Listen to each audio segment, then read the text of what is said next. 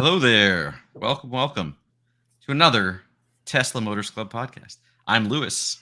And I'm Mike. On today's episode, we are going to talk about a couple interesting things. AI Day to recap. We've got some more thoughts on what we saw there, and welcome back, Mike. Mike's here again, so we can get his thoughts. Tesla's supposedly going to be getting rid of their ultrasonic sensors. So we have some strong opinions on that on that decision. There's some updated news on FSD, Mike and his FSD experience. And then, hey, Tesla semis finally are going to be delivered. Maybe, hopefully. Maybe. Yeah, we'll see. Anyway, so we've got all that and more on this Tesla Motors Club podcast, episode number 23.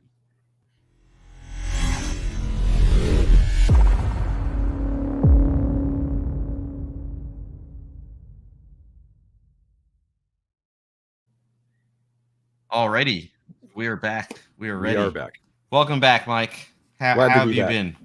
I've been great. We got work put to bed. Got my life back for a while. Excellent. Yeah, you didn't have to experience the 4.5 hour or whatever that was of the live AI day. I did not. I missed the event. You missed the event. Well, you got to see at least after the fact. So you got to. You got to see some cool stuff. Oh man. So I mean, there was a lot of interesting, a lot of cool stuff that happened during it. What are your big takeaways? What's your high level feel of the event? I'm the professional skeptic if they're going to deliver the robot like they say. Sure. I mean, they had it. It showed up. It walked out on stage, and that was about the extent of it. It wasn't a guy dancing in a suit. Wasn't a guy with a suit on. That's right. So props to them for that. But I don't think they're anywhere close to delivering it like Elon promised.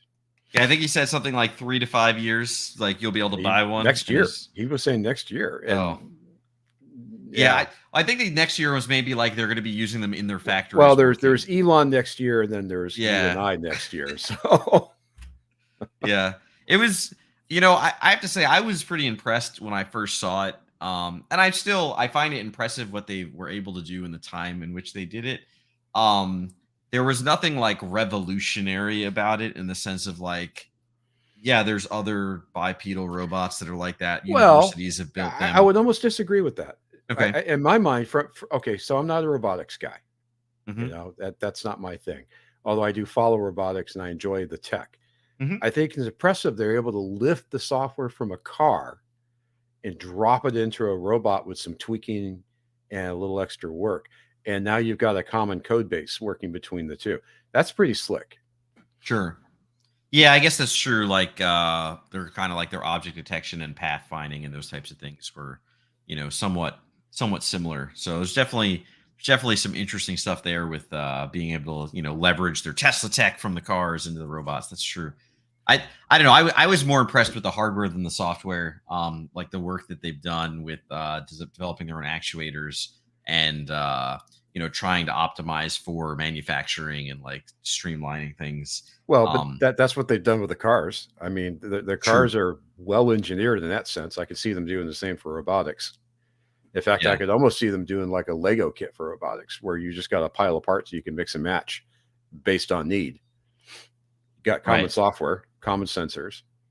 Just change the actuators, change the framework, and call it a day. And what did you think about the overall format? I mean, it was kind of long, right? 3 hours, whatever it was. No breaks. It was too long. It's bam, too long. bam. Just the brain fades like an hour into it, and you say, "I'm full."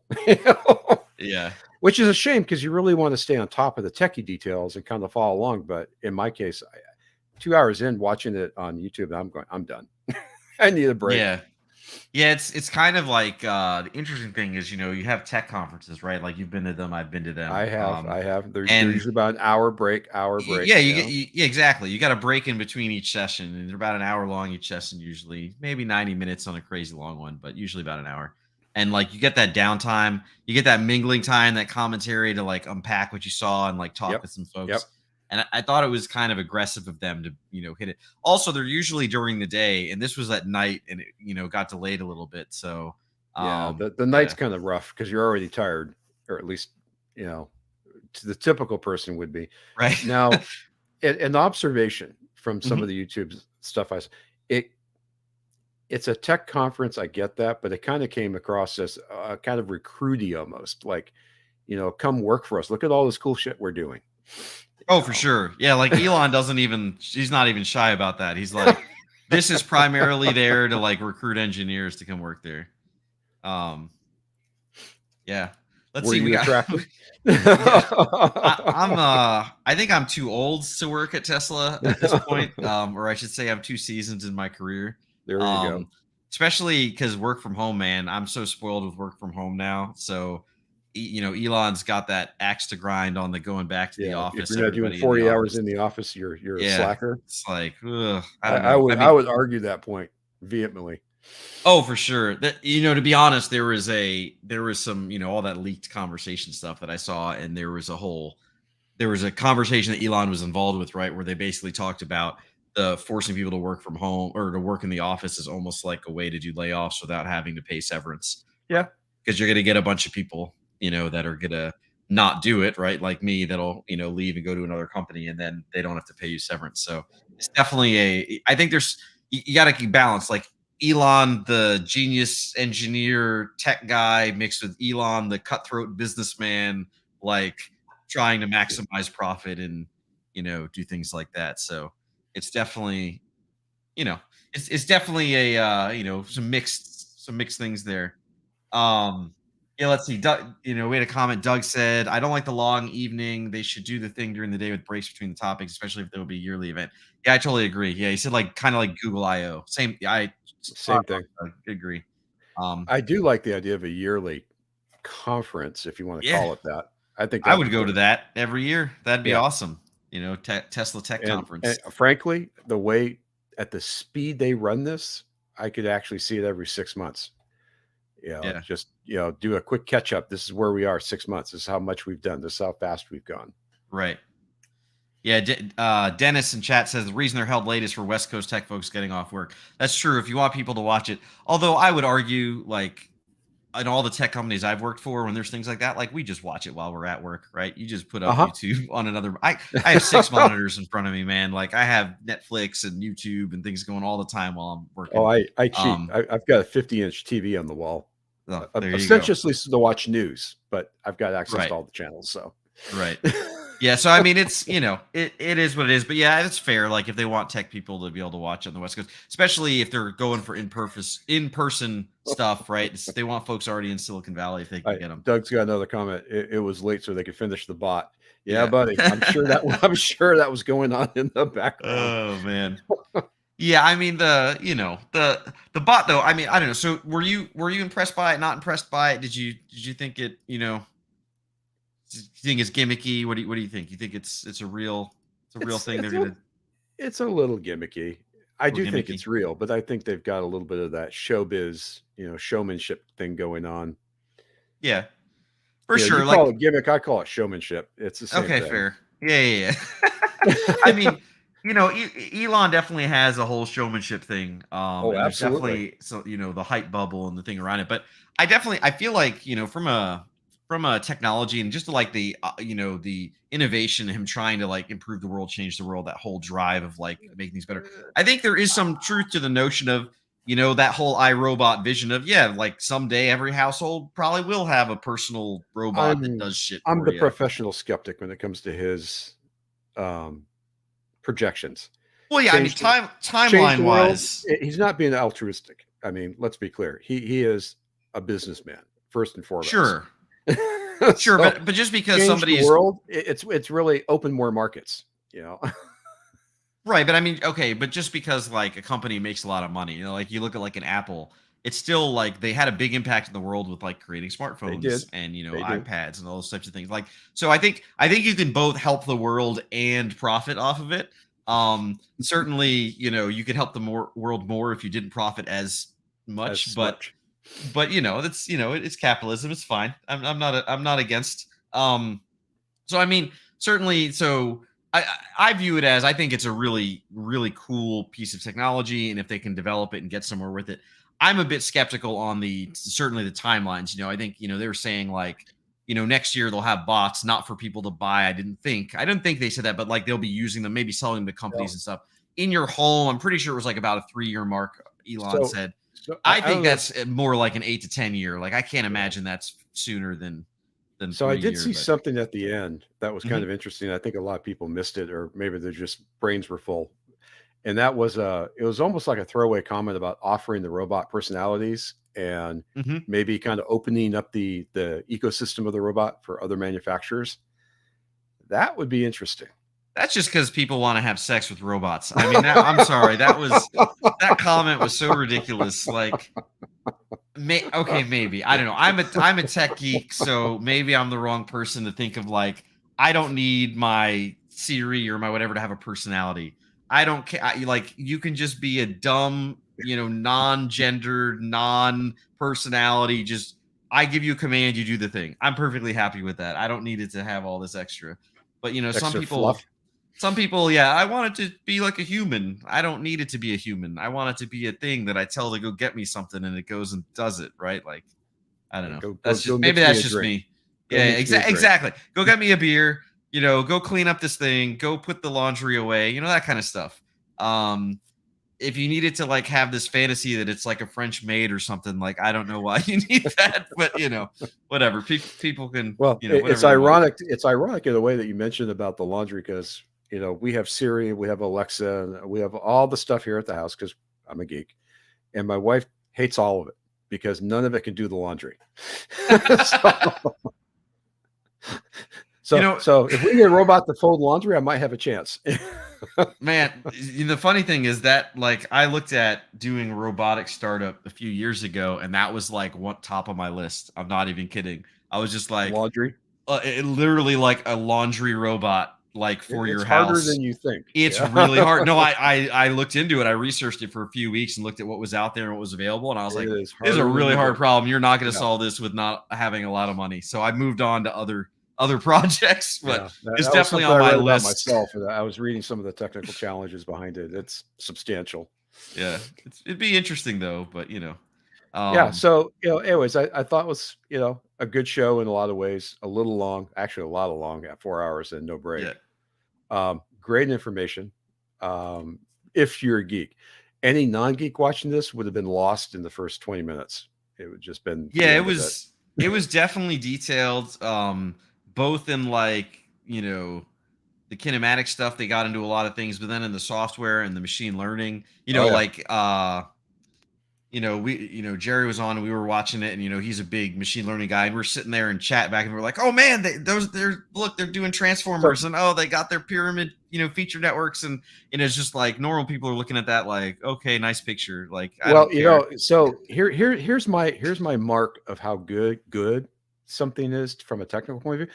If I'm watching it and I go to look something up because I don't understand it, that's a good sign because that means I'm engaged. And I was doing a lot of that, Yeah, just trying to look up certain terms I'm just not that familiar with. yeah, for So, sure. No, I feel you. That's definitely true.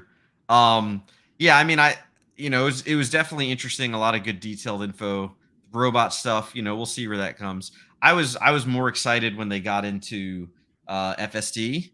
There was a lot of cool FSD info. oh yeah, Um, you know, it, they something beyond the got into the marketing, details of their training. It was definitely like a recruiting thing. So like, here's how we're doing our modeling. Here's how just a we're bit. solving the problems. Hey, come work on this. This should Yeah, be come play cool. in their sandbox. Um, there was a lot of really cool things there. I just I have to say, like from my perspective, it's always a little bit. I watch the tech and I watch the talks and I see how they describe it stuff, and I'm like, "Yep, that's smart. Yep, that's probably how I do that. Yep, that's a really good way to accomplish that. Hey, you've got all these things," and it gives me this high bar of confidence and like FSD is so far along. It's so good. I'm ready. Yeah, it's here. Like look how close they are. And then I go and drive my car and I go, "Oh shit, it's Oh not yeah. like we're." Oh yeah. Where's all that stuff at? Why am I not seeing Yeah, this? Or where's the car doing this wrong? And it's just like, this falls into the camp of ugh. all the hype and the jibber jabber I heard about FSD beta being such a cool bitchin' thing. And then when I got it and drove around, the car tried to kill me 6 times. It was like, what the hell am I doing? Yeah, I mean, I did think it was, one of the big takeaways. So in one of our earlier podcasts, we spoke with, Doug and you were, and I'm trying to remember if there's somebody else on. We're talking about like parking lots and how it like does awful and like, tries to get you Is there. nuts. One of the throwaway questions at the end that the engineers kind of got into, and I was like, oh wait, he mentioned this thing, is they have an entire stack for parking lots that they plan on releasing. He made a comment of like, yeah, hopefully by the end of the year or whatever. And I was thinking to myself, like, oh man, I hope he didn't just get in trouble, because that engineer just like brought up a thing that Yeah, hadn't been just talked about spilled the and gave a beans. rough timeline in public at an event. But yeah, so I mean, at least I was happy they acknowledged, like, yeah, parking lots are a problem with FSD, but they're working on solving that problem, and there's going to be some stuff coming up, this year. And then also the whole notion of, Elon. Of course, this is the other thing, is Elon talks about FSD, and we're like, what are you talking about? Like, it doesn't seem nearly that good. But then when you hear him talk about it, it's like, oh yeah, he's on version like, Yeah, 11, 12, 13. Like, he's on versions we don't even have, like a the full very highly integrated customized. stack, right? Like when we're on a highway, right, we're still using the old stuff, the navigate on autopilot, even with FSD beta. He's not. He's using the new models. So, so I wonder how that's going, and any of that, all that kind of stuff. So it'll be interesting to see where we get there. No, I've got Um, my little Intel processor, underpowered as it is. I mean, speaking of processors, they brought up some Dojo stuff. Did you They see any did. of that stuff? I did see that. Yeah, what'd you I'm think sure on that that? warmed your Because, heart. oh man, I was so excited. I love semiconductor. I love semiconductor I saw manufacturing. that I and I love was the like, yeah, physics Lewis behind is it. sitting up right now. He's got his eyes on the screen. Yeah. Yeah, I mean, it's really cool, but I don't know. One of my takeaways was it sounds like they're not really using it. Like, he made a comment about like, oh yeah, we run this load, we run that thing on it, and we're running models and we're using it, and it's like, oh yeah, they're talking about like they're running a thing on a chip, Yeah. right, or maybe on a cabinet or a rack, and it's just It like, sounded more like a rack. I don't think they're actively like heavily using it everywhere. I could be wrong. Maybe they're like ramping it up week to week, but I feel like they're still waiting to get those chips in, so they're not necessarily like heavily utilizing it. So it's really, I think, going to be impressive next year, like first quarter, like next year, seeing like Yeah, yeah. how All right. Now, fast they now you sound iterate. like Elon. Next year, man. Next year. Yeah, next year, 2 years, in 2 years, it'll be fun. I had an engineering team once that always, it was 2 weeks. How long is it going to take? 2 weeks. 2 weeks. 2 weeks would roll around, not even close to done. Where's it going to be? 2 more weeks, another 2 weeks, and never. Yeah. Anyway, it's funny how that happens. So, all right. So speaking of all this fun, exciting FSD, what's your latest? There's some drama, some news with Mike and his journey of FSD. All right. So So hit us with it. as you all know, I got into the FSD beta in the last release. It took 3 months of paying my $199 subscription and crossing my fingers, and the magic happened, and I got it. And the first time I drove it, it tried to kill me. And I go, all right, we'll give it some time. So I've been using it. I use it maybe 30% of the time I'm driving. And I'd finally had enough a couple days ago that it can't turn into my housing track without trying to either kill me or kill somebody else in the process. Oh And man. it's a basic left turn. It's a 15-mile-an-hour limit, which it keeps trying to do 25. And it's a roundabout that the car literally goes right, goes left, goes right, goes left, and it just throws up its arm and says, I'm done. I can't do this. Sure. So I'd kind of had a bad day, and I said, I'm done. And I literally pulled the car over, got on my phone, and canceled my subscription. Oh wow. And the way it works on the subscription is, yes, it's canceled, but I get it until November 1st. That will be the official end date. Sure. 2 days after that, I get the update. So we are now on 2022.20.18. And for the first time, because I drove it a lot this morning, for the first time, the car actually drove more or less what you would expect FSD to be. Still tried to kill me in a few places, but the cornering is smoother, the acceleration is smoother, the steer wheel is not nearly as herky-jerky as it's been. It's more refined, I guess, is probably the best way I can put it. And I was going through the README file, and there's a whole list of stuff that they've done. So a lot of work and effort. So I've got another, let's see, today's the 9th. I got another 20 days or so to make up my mind if I want to re-up You or just go re-up. ahead and just let it expire out. But we'll see what happens. Um, there's So hope. There's so hope. okay. Okay. So you were disappointed in it. You were like worried about it's Very working. You got disappointed. an update, and now you're like, wow, they actually did improve a number of things. It's still not perfect, but So you're so seeing my improvement. biggest complaint, my biggest Mhm. complaint is I was having to spend more time babysitting FSD than if I'd just done the driving myself. Sure. Yeah, I mean, I think that is a super valid point that a lot of people need to make sure they understand is like FSD beta is It's a actually beta it's a software. Like it beta is for a reason. actually it is work to use it. In fact, my biggest takeaway of getting into the beta was now I don't care about my safety score, so I can drive my plaid like a Amen. plaid, right? Amen. That's the I don't care about aggressive turning, I don't care about aggressive braking. Like I could do all those things. But yeah, the other than that though, like when I'm using beta, like yeah, I don't use beta everywhere, right? I don't use it as often when my wife's in the car, certainly because she's a little bit uncomfortable with is it gonna do something crazy, which I agree with. It's it might do some crazy shit. But yeah, you have to pay attention. You really You do. do. Although I will say with the update, you have to pay a little less attention. Yes. Yes, the update is definitely a noticeable improvement for me as well. I used it a bunch yesterday driving. So I lived South Austin. I drove to North Austin. I'm a nerd. I have a board game meetup, so drive to there, does some highway stuff, does some off the highway stuff, and it actually worked really well. I was surprised. And then today coming back, I went to a ribbon cutting in outside San Antonio today. There's supercharger. They opened up new superchargers at I can't believe Bucky's. they have ribbon cutting Yeah, oh in yeah, ribbon supercharged. cuttings at superchargers. Go Bucky's. We got so I did that. That was a lot of fun. Got my beef jerky stash, and it worked really well there. In fact, I was super impressed coming back. There's this whole construction thing, and like it was a lane that goes off, and it's like routed differently. And it drove and did the whole thing. The only stupid thing was I had the turn signal on the whole time while you're in like a one lane that you can't go anywhere, Right. but it's going around this weird curve, but it's like a weird construction with cones and barriers all around. Now, And I'm like, if I push my turn signal, is it going to freak it out? Is it going to do something stupid? So I just left it on while it did it. And then once it ended and like exited the smart man. construction area, it shut it off by itself. And I was like, okay. But I was definitely like, Now, white knuckled, like, oh man, if it like just goes a little bit either direction, I'm just hitting a freaking barrier. Like, well, and that's a great segue into another pain point I have with the beta, Mhm. and I really, really, really wish they would address this. Um, the car has got a definite right side bias or right lane bias. Sure. Um, even if I've got 3 lanes, even if I want to be in the middle lane, which you're the safest, you've got the most room on either side to do something, the car wants to go to the right. And it's just bad news. You got a terrible roads, Mhm. rough terrain on the side, doesn't matter. You've got cars and trucks parked on the side, doesn't matter. It still wants to hug that right side. And it's Right. gotten really close to cars before, and it doesn't seem to care. I care. I care a Right. lot.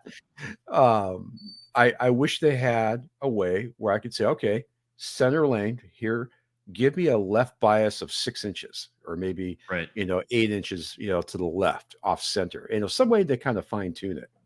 I think Sure. that'd be a useful feature. I definitely feel like it cuts a little bit close to cars, parked and stuff like that on because you're right. It definitely hugs a little bit more to the right, but it's improving. I think the stop signs are awful. It stops way too far back on a stop sign. Oh yeah, you get the And alert it creep mode. and then you gotta creep forward, and it's like, dude, stop, like, at the stop sign where you can actually see. Don't stop, 10 feet before the stop sign and then roll slowly, like, that definitely will freak out people behind you, so I've noticed that is kind of an issue. It Um, definitely aggressively turn like, when it pulls out, I definitely feel it starting to oh accelerate yeah, pretty hard oh into yeah. the turns, which is like, okay, like, it's alright, I guess, I don't understand how you keep your safety score when this thing's trying to leave rubber on the ground in the well, you turn. don't need to. That's the point. There's no more safety score. I guess if you have insurance. So Tesla insurance folks, let me know. Like if you're I guess while you're in beta though, it shouldn't ding you, right? It should be Yeah, the famous last it should words. just be the FSD that shouldn't penalize your safety score. But I don't have Tesla insurance, so any of that. The other one that kills me, the like probably the worst offender is exiting highways. It exits at way too high of a speed. So like I Oh went yeah. from I was going I think I was going like 75, 80 or something on a road and taking the exit. And technically the street like that I was going off of the highway, like the service road off of it, is technically a 50-mile-an-hour speed limit. But it remembered that like I usually like to go, fast. Like my setting is I go, 10, 15 over the 5 speed over, limit. yeah, 5 over, 10 over, yeah. Well, I do more than five, but whatever. To each their own. But the problem was it was like we're turning into a like a shopping center thing, like not that far up, and I have to cross two lanes of traffic to the right, and it's gunning it going like 75 and a 50, Right. and I'm like, slow down, like what are you doing? So I definitely feel like there's maybe there's a setting for percentage of speed over. I definitely feel like it needs to understand like highway versus not highway to not like accelerate as aggressively and to drive as over on a not highway, I guess. It's funny Um, because, you know, Tesla's had just announced that we're going to lose our ultrasonic and sensors, going to be cameras. right. And I know the cameras are used to read the speed signs and whatnot. But my experience with the car reading the speed limit signs has been really bad. Hmm. Um, Much like yourself, I've got one turn I'm on a lot where we go from 55 to 25 to make the turn. It's a no stop turn. It is a merge, Mhm. and then it's back up to 45. And the car consistently wants to hit that curve at 50 at least.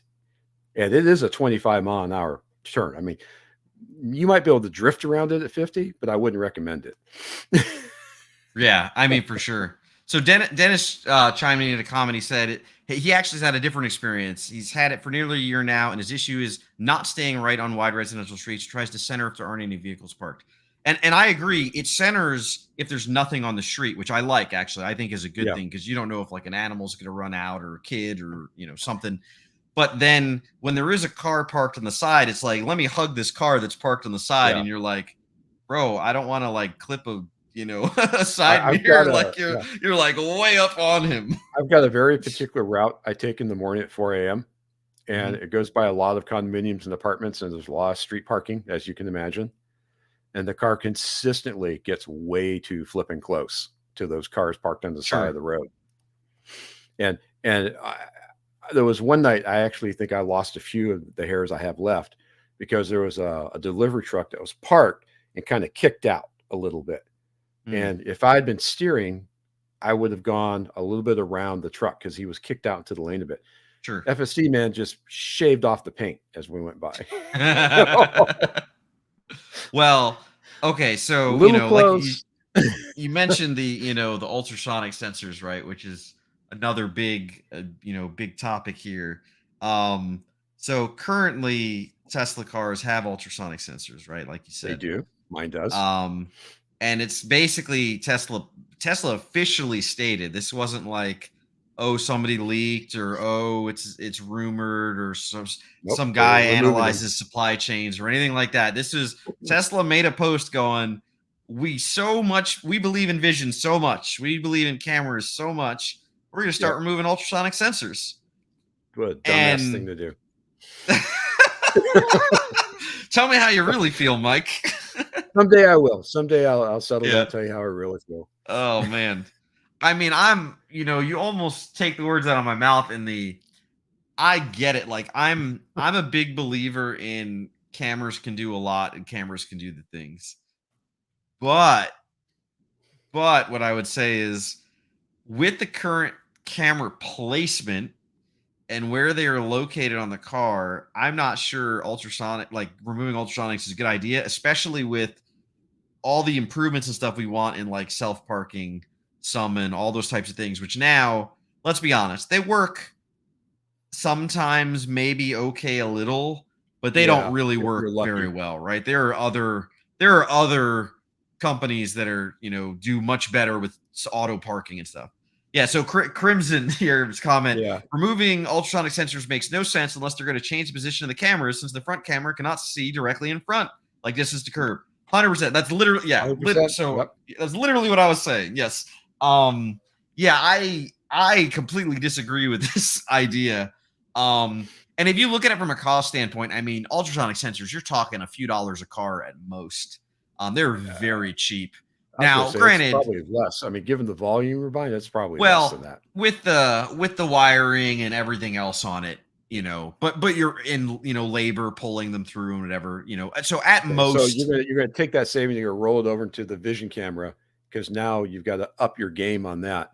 yeah, I mean, at most you're talking a few dollars a car, which, yeah, okay, it could be a few $1 million a year, but like when you're talking, the tens of billions of, like, it's not enough to, in my mind, to justify removing the sensor, reducing likelihood, or at least get feature parity first, right? Like that's the other thing. Tesla has a tendency not to get feature parity before they make these changes. Like they pulled radar, and when they pulled radar, it was like, well, vision on the So highway, well, you can't go as fast because radar, right, it's not as good as it's there's like, four things you're going to lose.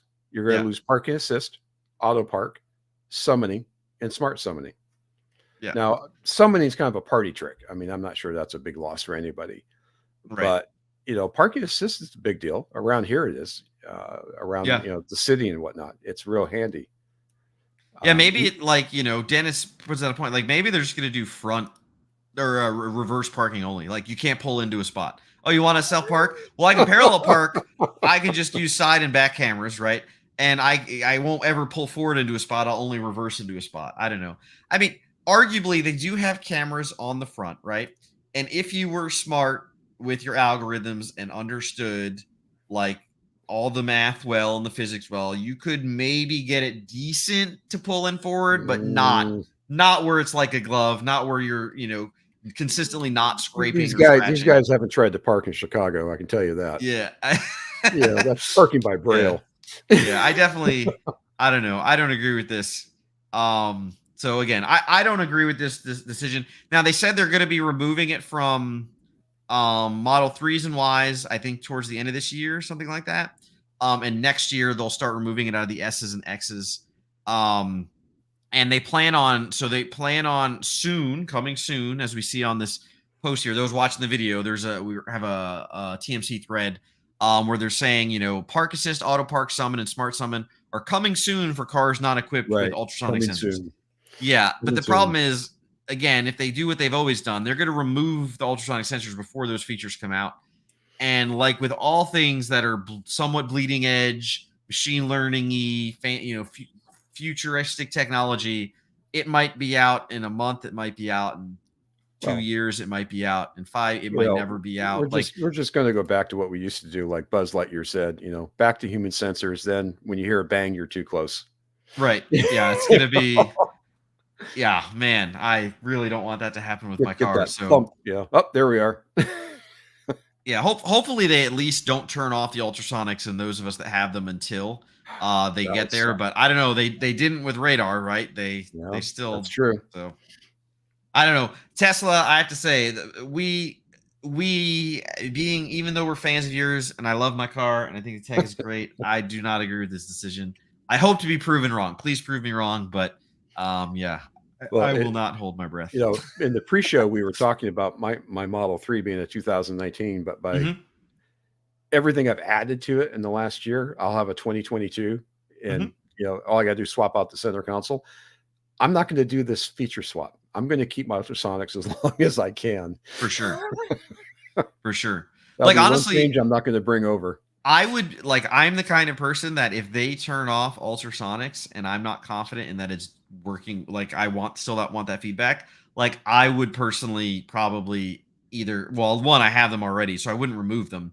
I'd probably get into the wiring harness, put them up to Re-enable a it. different microcontroller, and I Something. would just have my own sensor or alarm, something that's going to go off going, hey, you're about to hit or something, right? Like I'd third party that, aftermarket it.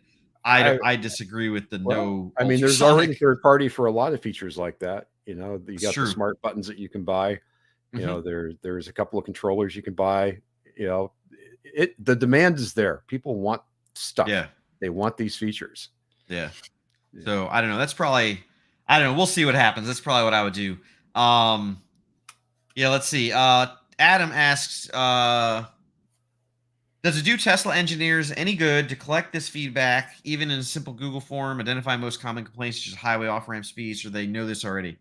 Um, so yes and no. I mean, I would say one, they probably already know most of this already. I don't know. Do you feel like they probably know a lot of this already, Mike? Do you agree with that? I was thinking about that today with a couple of the issues that came up, and I was trying to figure out how they collect the data because I've been told they don't. I've been told they don't collect the data from Well, individual drivers. okay. So they do get data feeds and videos and clips and stuff from cars, but they don't Not from every car. That's a huge but amount not of from data. every car all the time. So they're not constantly streaming all of Yeah, your video and everything. Like that's not a thing. They will selectively they sample data, and then I think like if you do one of those like annotation-y things, they might send that back or something or not. I mean, but yeah, it's not like they're real time streaming all the cards. It's too much data yeah. that the I cell was going to networks couldn't actually even look and handle see if it. there's a way to file like a manual bug. Right. You know, I, I had an issue where the car tried to make a right turn from the center lane because it missed the turn lane to go right. Yeah, there is. And There's a thing on the touch screen that you can hit for like, hey, annotate this as like this is a problem or something happened here. I'll have to look. I And it didn't does see like an that. error report.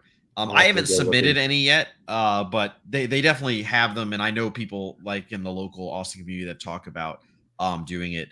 And yeah, you can hold down the voice button, and you can do it with an audio command as well. I hate the Um, voice commands. yeah, I'm mixed feelings on voice commands personally, but that's another Star Trek future feature that we still don't quite have. The number of times like my Googles or Alexas or all that stuff will pick up and be like, "Oh, what did you Oh want?" yeah. It's like Oh yeah. I did not say your name. I didn't even remotely say your name. Like you need to calm down. So there's still a long way to go, even in audio processing and understanding. So on the flip side, though, getting to the other part of your question, Adam, I'm not sure how much it would help. What I'll say from my own product experience is it depends. Um, the vast majority of people, how do I say this delicately? Most people have terrible ideas. Does That's that make sense? delicate. That's delicate. What I mean? Yeah, it's not very delicate. No, I just mean like it's really easy to be like, oh man, if you just did this one thing, it would be so much better. But like people are looking at it from their own perspective. So in my own products, experience and product development, things like that, taking in the feedback is important, right? You absolutely want to take in everybody's feedback, but you don't want to execute the thing that people's solutions are not solutions for you most of the time, mostly due to a plethora of like other constraints and problems and things that you have to factor in that they're not concerned about, right? Like they're not looking at it from the same perspective. Yep. So I would say if you open up those channels too much, you can get just like drowned, in Too like much noise. feedback of just noise, and it's Too just much like noise. how do you find the signal? Now I think that it does make sense for there to be some level of, again, I definitely want user feedback. There needs to be some level of user feedback, or certainly with metrics and things, right? Like, looking at how people use the product, how they behave and interact with the product. There's a book I read years ago that was really helpful called like Observing the User Experience, which taught me a lot on like how to see that kind of stuff and gain from it. There's definitely a whole facet of that they should be doing. So like seeing where people take over, right? And they kind of mentioned this in AI Day that they kind of do this. Where do people take over? Where do people, submit the reports? Let's see. ULS 54 says, did Tesla ever listen to community opinion from groups like this led by experts like you Nope. guys? Doesn't seem like it. Well, I appreciate you calling us experts. We at least play them on TV. I don't know if we That's are, right. but we try to be. But I mean, I don't want to say that Tesla doesn't listen to anybody. They certainly do. They have their insiders. They have folks that they listen to. But at the same time, like there's also the notion of if you have a strong vision, right? Like Elon, love him or hate him, you got to respect. He is a bit of a visionary for sure, right? He has strong vision, similar to like a Steve Jobs type. And sometimes it's better to let them do what they want to do. If you try to push back on it or you try to get outside influence, it doesn't always work. But um, But yeah, I mean, they tend to like they know what's going on, right? We have proof with that unprotected left turn, right? Chuck's turn. They saw the feedback. They went out there. They were working on it. They do respond to complaints and things like that. You know, it does come up. Joe mode in the car is a classic example of an older time that they did that. So yeah, so I think that they do listen. They're just not going to react in the way that you expect all the time. You'll say, "Hey, do this," and they'll go about it some other way, or they'll minimize it some different way, or it might just be not on a timeline that you expect. Like, so for example, "Hey Tesla, add a damn camera on the front of the car," right? Yeah. They're not going to do that. Why are they not going to do that? Because they don't want to have to be able to retrofit that to all their other cars, and they're going to piss off hundreds of thousands of people, if not millions of people. If you to do FSD, you now need a camera in the front of your car. Oh, and we don't have the ability to do a wiring harness or retrofit all these cars, right? So like, just because it's easy for me to say add a damn camera, that doesn't mean they want to do it. Hey, add lidar. He's not going to do Well, that, even if I I don't think know. lidar might be They beneficial. might do it, and I don't know. they'll treat it like the free, supercharging was in the beginning. It's They'll true. just say, "Suck it up." Yeah, I mean, the problem is they're going to get class action lawsuits if they have to be careful for sure. But I don't know. Things are improving. Let's not doom and gloom. Tesla's doing awesome. Things are improving. There's other big good news coming out, like hey, the semis, Tesla semis, finally being delivered soon. For You know, real. for real, maybe, sort of. I mean, let's put it this way: They have been seen. Yeah, until they it have seen happens, them in the wild. until it's delivered, we won't claim that it's delivered. But it seems pretty likely, based on their statements and PepsiCo, that they're actually going to deliver these things this quarter. What are your thoughts on that, Mike? You surprised? I think it's great. I was expecting last year, but I was being optimistic. But I think it's great. I see it as probably it won't be cross country. I don't think they've got the range nor the infrastructure for cross country. But I do see it as kind of delivery center or distribution center to delivery point type of arrangement. So it'd be Sure. like the PepsiCo central hub to maybe a big box store. Think your Costco's and whatnot. I don't think we're going to see this truck delivering to 7-Eleven, for example. Sure. But Yeah, I mean, I agree with you. I think that makes a lot of sense, right? Like, there are certain routes that it's going to work really well with the current tech and how there's things certain are. it's not. And there are ones that it's not going to work that well yet. They got to still develop things. But I mean, it's impressive to see it finally start shipping, finally start moving. They're going to start getting I another think revenue stream. Although I don't as know how they're making money. I wish please Tesla sell me a semi. I don't need one, but I will buy it for what you were selling them for. Insane, especially with the as tax somebody credits. that lives near one of the major ports here on the West Coast, Mhm. we've got long-standing issues with diesel particulate matter and diesel pollution. Just Mhm. because the trucks are there, they idle them a lot. We have a huge amount of truck traffic on the freeways here. So yeah, any progress to get a big rig or a truck or delivery van into an EV arrangement is progress. I'll take whatever we can get. Sweet. Yeah, I Dennis has a mean, good comment. Yeah, 12 Model Ys worth of cells in each 500 miles semi. yeah. Okay, I'll take it. Yeah. Adam asks, are there any other existing electric semis on the road today? So there are. They're not I didn't think not they as were commercial widespread as yet. you would think. Yeah. Mostly they have really shitty range. Sorry for the language. It's that bad. It's I think they're usually most of the ones I've seen are like 150-mile range or something like that, which is like, are you kidding me? Like, Yeah, that's not enough for a truck. it's not enough. But yeah, like Nikola has one, Yeah, but Nikola hasn't BYD delivered anything yet, and it's not clear they has ever some. will. Yeah, I mean, we'll see. Peterbilt has one that came out this year. A Scotia VNR has them from this year. Mostly they're in Did Volvo trials. ever put electric together? I know they were kind of playing around for quite a while, but then it like went dark. I haven't heard anything about a Volvo truck in months. Yeah, I don't know if they've actually released one yet or not. I know, China supposedly has some there. I don't know, not Volvo, but they've got some electric stuff. But yeah, I don't know. There were definitely a number of companies that were trying to do it or in the process of doing it. But on the specs, none of them look as nice of as Tesla. And yeah, the Nikola thing, right? Like they're in a lawsuit right now, right? They're on trial. We won't get into Yeah, the legal stuff, I, but I've basically their video was proved, or I don't know if it was proven already, or it's pretty much universally accepted it was fraud, right? They were on a decline. They were showing a truck move. It wasn't actually, driving, or it was a hydrogen fuel cell or something. Yeah, it was. They were overselling their tech. So now they're being, they're on trial for fraud. But they were slated this year to have some of them. now you got to admit some of the tech for the truck is interesting. So back to the comment about how many Ys it took to build the truck battery pack. You can take that huge pack and charge it to 80% in 30 minutes with one of the new mega chargers. I mean, that's a lot of juice. That's pretty good.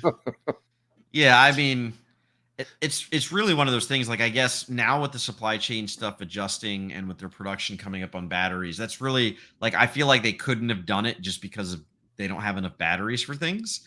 Because it does use a lot of battery, but now I think maybe it's more, they'll have more battery supply, so it's not as big of an issue. Um, and yeah, I mean, the problem with the trucks, right, is like underload.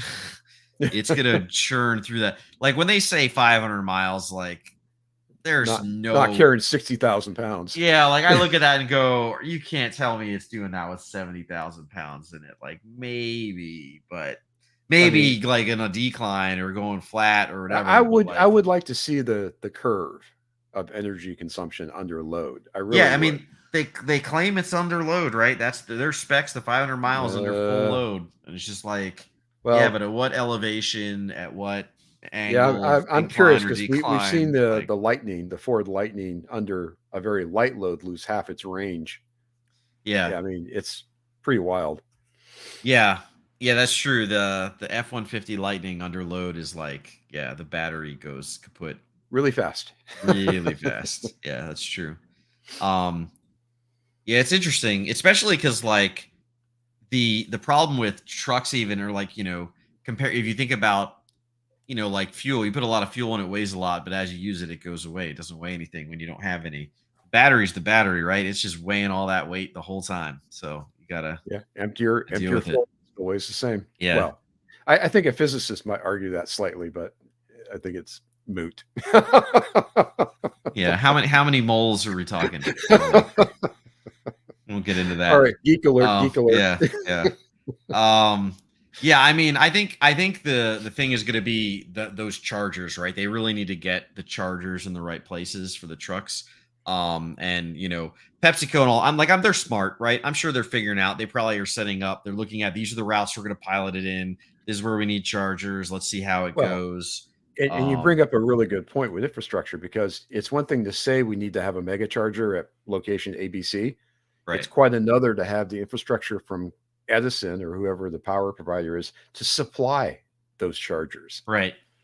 I Yeah, I mean, mean, the question is, are they going to need it on the run, right? Like, are they doing long haul where they're going that far, or is it going to be like, well, we just need, because if you think about it, like trucks, depending where they're going, they might be at like big industrial places that do have a lot of power infrastructure.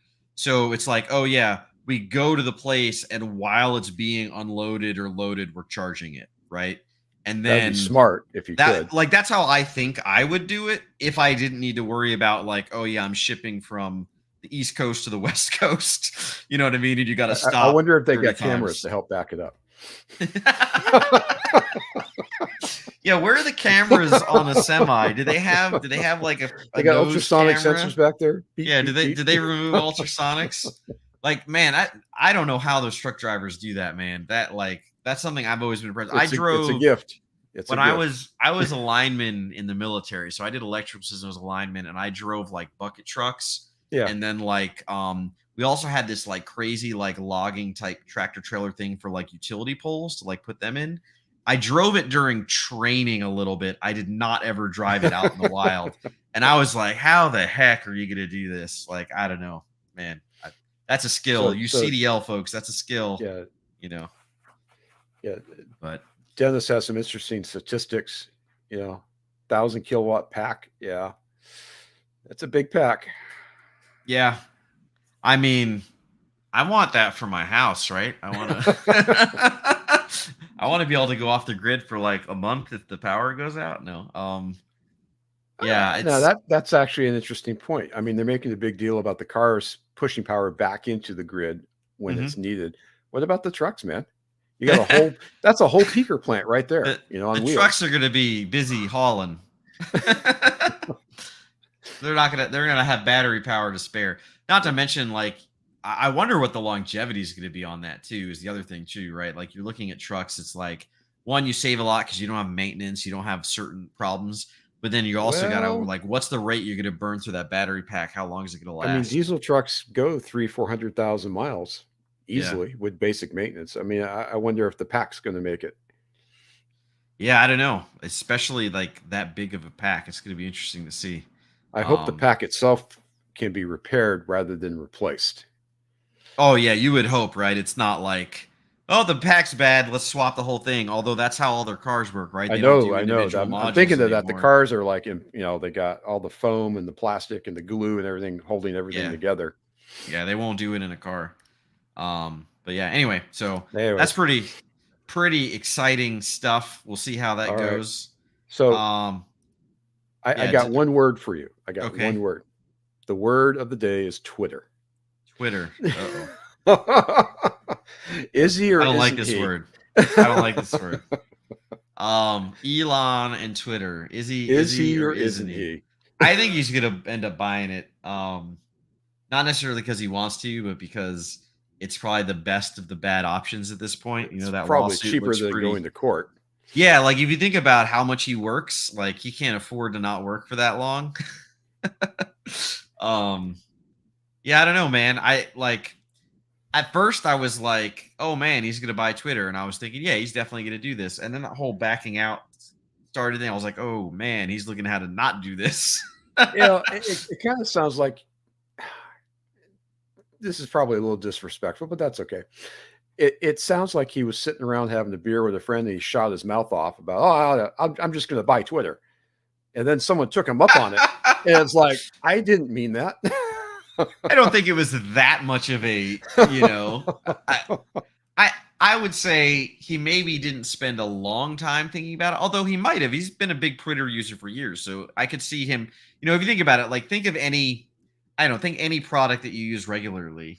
Uh, do you over the course of years are you like, man, if I own this, I would do it differently, or if I did this, I would change it, right? Because they don't listen to feedback. Hey, perfect product example of products and companies not listening to feedback of their customers. Yeah. He Take it submitted ultrasonic. multiple times he thought they wanted to change, and they didn't. So now he's looking to buy them and make those changes. Um, what I'm mostly interested in seeing is what happens to Twitter if he buys it and does implement some of these changes. Is it going to become more popular or less No, popular? I think he's going to gut the company. I think he's going to shrink the engineering and like the cost. I think he's going to reduce costs. I think he's going to try to make it more profitable than it is now. In fact, I'm not even sure that Mm, it is profitable. I I don't should think it probably look is. that up. I mean, they have a lot of advertising, but yeah, okay, yeah. So yeah, they're not profitable currently. Um, which I mean, VC money, man. If any VCs out there, you want to invest, I got some ideas, man. We can make a kick-ass company. I got an awesome engineering team. I could stand up quickly because I don't know how these people get millions and billions of dollars given to them to not make any money for decades on end, right? Like, think about that. They keep getting money. They I'm going to keep getting make a money. company for 10 years and not turn a profit, and you're just going to give me billions of dollars. Sounds like a win-win to me. No, I think I wouldn't be able to do it. Like I genuinely feel like I would have to make a profit. I don't know how to, like, I don't know. That would drive me nuts to be losing money that whole time. Anyway, yeah, I think he's gonna end up buying it just because the You think contract. he'll take Otherwise, it he's got to private? pay. I don't know that he's gonna take it private necessarily. So that's the thing. Is just because he buys it doesn't mean he takes it private. I think he wants to take it private. If he takes it private, he's got a lot less people to answer to. Sure. But like Yeah, I don't know. It's one of those things where it's like the value of the company, right? When you take it private, the value of the company is whatever you say it is. Right? True. Like you basically buy the company at a set amount. You spend like I Well, spend this much, this is the valuation. You take it private. That's just what it's worth. yeah, And like people, you know, until you do another funding round or you try to get investment, nobody appraises the value of the company. So nobody comes up with anything. When it's public, they constantly have the market cap. So it's always like, oh, this stock is this is how many shares, boom, this is what it's worth. So I yep. can see some legitimacy in like taking it private just to be like, yeah, this is what it's worth. And they want to like keep their value there. But I don't know. It's a lot more money. He does have other folks and investors that are interested in doing it. But let's see. Twitter. So this is some interesting numbers here. Twitter gross profit for the 12 for months. 12 months ending June 30th, 2022 was $3.18 billion. That's a lot That's of gross that's a lot profit, of not dollars. net. So yeah. Yeah, the crazy thing is like the stock price plummeted after he made his initial offer. And then so now he's like majorly overpaying if you pay, but he has to pay for that amount As or the far as I SEC gets mad understand at things, him. he doesn't have a choice. Yeah, the SEC will go after him basically. It's like the government goes after him or Well, he has to break the contract and pony up like $1 billion I don't or think the something. SEC ever stopped going after him, for honestly. Well, it'll give them a lot more ammunition. How about that? They'll really go after him. For real. Yeah, Jones made a comment, private and back to IPO. Yeah, they might do that. They might privatize it, put it back to IPO. I don't know. We'll see. But I don't know, man. I don't even like I think Twitter's great an idea, like as far as like there's useful aspects to it. I don't use it much. I'm more of a Reddit person. I probably spend a lot of time on Reddit than Twitter. I'm more like a hacker news guy, but for you devs in the audience that know Y Combinator and Hacker News. Yeah, I don't know. That'd just be interesting. We'll definitely be following up on this. We'll see what happens with Elon and Twitter. I think we might have a few questions from some of our threads and previous videos. Just pulling some up here. Let's see. Looks like Zilla91 said, "What a stupid decision." He's talking about the ultrasonic sensors Yep. thing here. What a stupid decision. Good luck using Tesla Vision parking sensors in the winter. The rear camera is covered in muck. Amen. Yeah, I mean, not that ultrasonics will work great covered in muck. I mean, it depends on the muck. They might see Yeah. right through it Yeah. or it might interfere with them. But Cameras are a lot more limited. but yeah, cameras are not great by comparison. They definitely can't see. And yeah, that'll be interesting. Honestly, it doesn't have to be muck. Just a bit of water can distort the image significantly. Yeah. Um it's definitely true. Let's see. Any other comments? I do want to call Mark Sequins, shout out saying he's inside the Fremont factory. I don't know if that was true or not, but that's cool. Somebody at Yeah, Fremont's he said he listening was to us. live from the factory. That's pretty Well, sweet. yeah, I mean that's pretty awesome, Mark. If you're listening to the factory, keep up the good Yeah, work, man. awesome. But I don't know that I think he might have just been messing around. I don't know if that's true. Um, but yeah. Let's see. Yeah, Jones one mentioned that Nikola is hydrogen cell. He thinks, yeah, I think you might be right or whatever. But Nikola's got their whole drama around. Oh, Um, you know. Uh so so uh, uh, I managed to get to the car show here in Orange County oh. Okay. last week, Car show, excellent. and they had an EV row, which was kind of now they didn't have a lot of the big players like Cadillac wasn't there, Tesla's never there, Porsche wasn't there, but they did have Volkswagen, they had Hyundai, they had Nissan, a lot of the more consumer mid-tier players were there, Mhm. and there was a huge line that literally stretched from one side of the facility to the other of people wanting to test drive on an indoor track EVs. It was amazing to see. They had this huge track, on the inside, and they had probably a half dozen different types of cars you could drive, and there's just this huge line of people waiting to go drive cars, EVs in particular. So very high interest there at the show. We're hoping to get up to the LA car show in November to see some of the bigger players.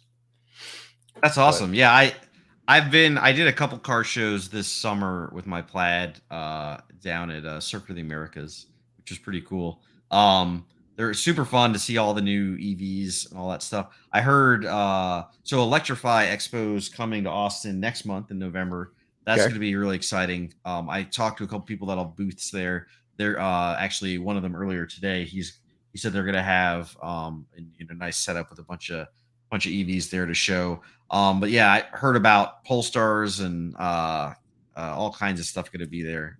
So it'll be interesting to go check out, see what's coming. But anyway, it's great to have you back, Mike. Sorry you Like, missed the last one, but that's okay. It can't make them all. You had to work work. called. Yeah, work is important. So yeah, so that's our show for today. I just want to give a big shout out and thanks to all of the production crew and staff and everyone behind the scenes, Doug, Danny, James, Adam, missing people already. And man, I'm really bad at names. I should make a list. I should just have a You should list that make a I can list. go off. As always, please like and subscribe, upvote the videos if you can, if you don't mind, or if you appreciate what we're doing. If you don't like them, I'd say downvote, but I don't think YouTube lets you do that anymore. So, but no, keep the comments coming, keep the feedback coming. We do love it. We do appreciate it. We will have more guests in future episodes. As always, appreciate all the love and hate. And yeah, supporting members on the website, teslamotorsclub.com, supporting members, that also helps out. So anyway, again, thanks for listening and hanging out, and we will see you next time. Thank you.